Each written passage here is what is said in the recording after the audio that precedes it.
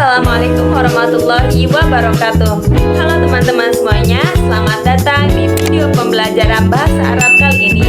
Perkenalkan, nama saya Febrianti Siti Hafsah dengan NIM 2530101159. Saya mahasiswa dari Prodi Pendidikan Agama Islam kelas 1 PAIE Fakultas Ilmu Tarbiyah Keguruan UIN Siber Sektorjati Cirebon.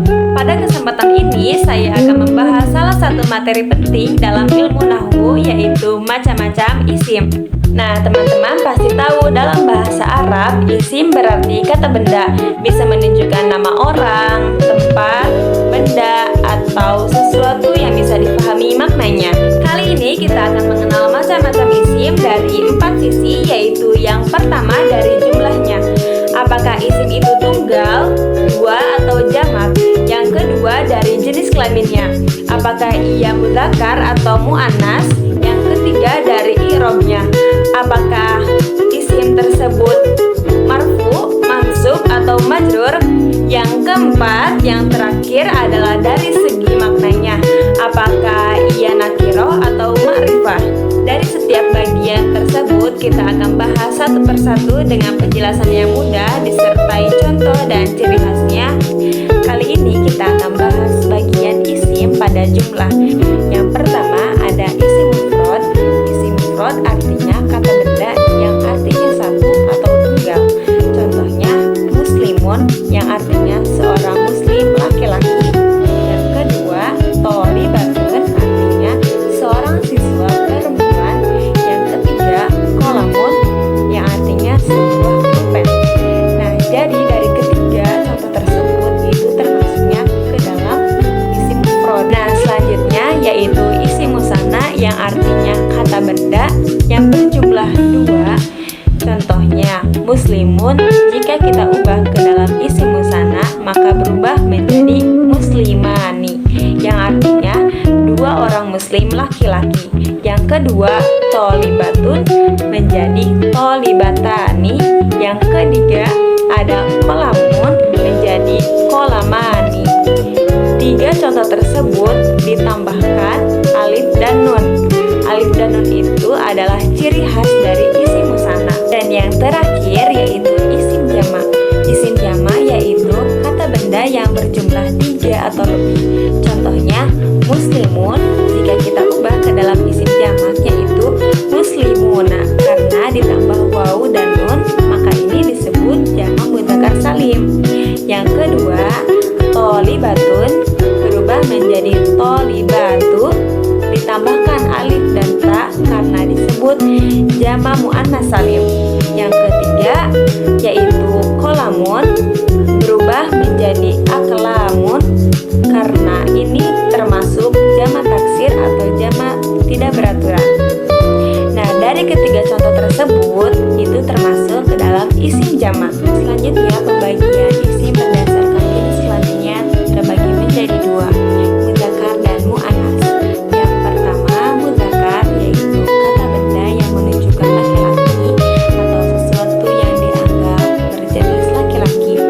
Ciri-cirinya nama yang digunakan untuk laki-laki seperti Yusuf, Ahmad, Zaid. Dan yang kedua adalah tidak memiliki tanda tak marbutoh di akhir katanya. Contohnya seperti kitabun, qalamun, kursiyun. Yang ketiga yaitu jika dibuat jamak biasanya berakhiran wawu nun seperti muslimun.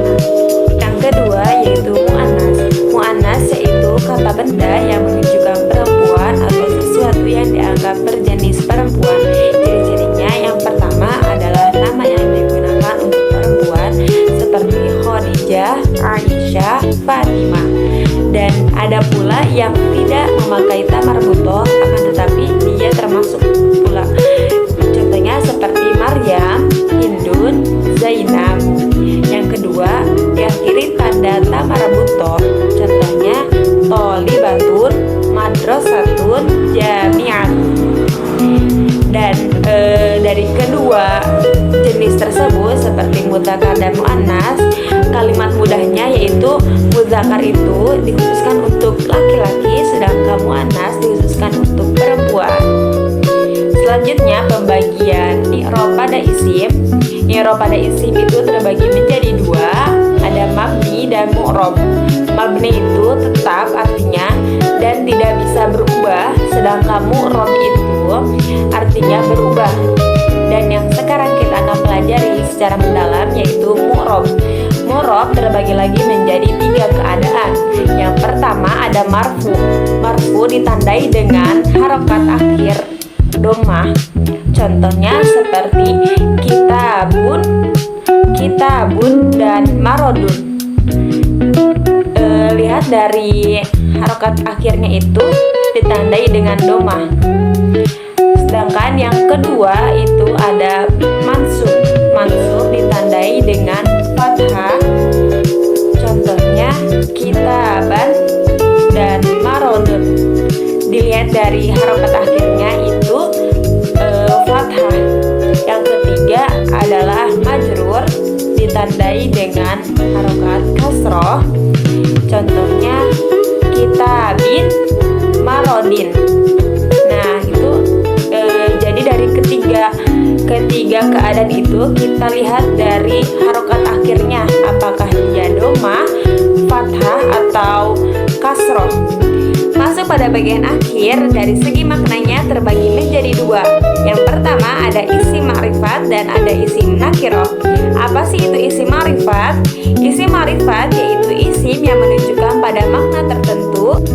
Adapun yang termasuk isim ma'rifat yaitu yang pertama ada alif lam. Contohnya al-kitabu, al-kursiyu, al-masajidu. Yang kedua isim domir atau kata ganti. Contohnya huwa, huma, hum, hiya, huma, hunna, anta, antuma, antum, anti, antuma, antunna, ana, nahnu. Yang ketiga ada isim alam. Contohnya yaitu Yusuf, Maryam, Abu Bakar, Asy-Syafi'i. Yang keempat ada isim isyarah yaitu kata petunjuk. Contohnya hadhihi, hadza, dzalika, tilka. Yang kelima ada isim mausul atau kata penghubung. Contohnya alladzi, alladzina, alladzani. Yang keenam yang terakhir yaitu diidofakan ke isim ma'rifat. Contohnya itu kitabul fikhi, libasul Muhammad. Dan yang terakhir su'udzon. Sedangkan isim nakiroh yaitu isim yang menunjukkan pada makna tidak tertentu atau makna umum. Ciri-cirinya tidak ada alif lam melainkan tanwin.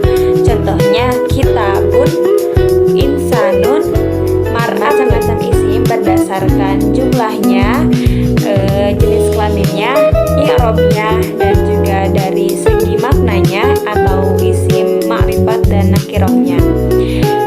Semoga bermanfaat dan bisa difahami dengan baik. Wassalamualaikum warahmatullahi wabarakatuh.